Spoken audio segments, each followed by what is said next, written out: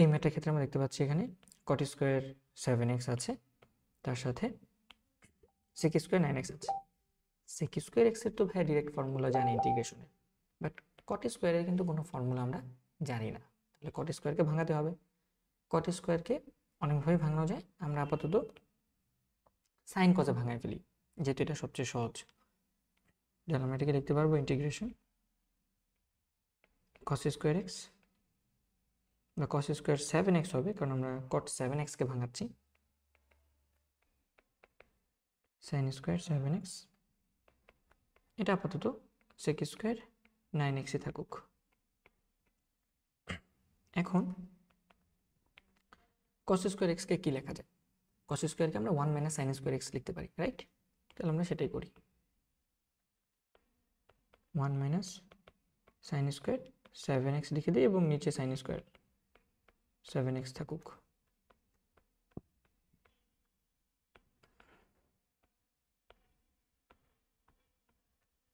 এখন ইন্টারেস্টিং ব্যাপার, আমরা এখন 1 বাই sin স্কোয়ার 7x কে লিখে ফেলতে পারি cosec স্কোয়ার 7x, আর sin square 7x by sin square 7x কাটাকাটি গিয়ে থাকে 1, আলাদা করে দিলাম আর কি দুইটা, ঠিক আছে? সো মাইনাস 1 ইন্টিগ্রেশন প্লাস এখানে আছে sec স্কোয়ার 9x। এখন আমরা ইন্টিগ্রেশনের ফর্মুলা অ্যাপ্লাই করি।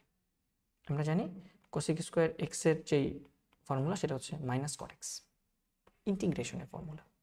ইন্টিগ্রেশন ডিফারেন্সিয়েশন উল্টো।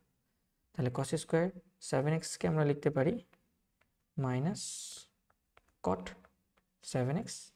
মনে মনে 7x কে x হিসেবে চিন্তা করে ফর্মুলা লিখেছ, কিন্তু এটা তো আসলে x ছিল না, 7x ছিল। তাহলে এই জিনিসটাকে ভাগ করে ডিফারেন্সিয়েট করে লিখতে হবে।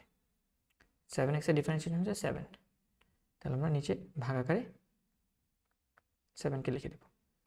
মাইনাস 1 এর ইন্টিগ্রেশন হচ্ছে মাইনাস এক্স, আর sec স্কোয়ার x এর ইন্টিগ্রেশন 10x। তাহলে আমরা এখানে লিখতে পারবো প্লাস 10 9x, আর এটা তো x ছিল না, 9x ছিল, তাহলে নিচে 9x কে ডিফারেন্সিয়েট করে লিখতে হবে। 9x এর ডিফারেন্সিয়েশন হচ্ছে 9 প্লাস c। এটাকে একটু সাজিয়ে লিখতে পারি আমরা,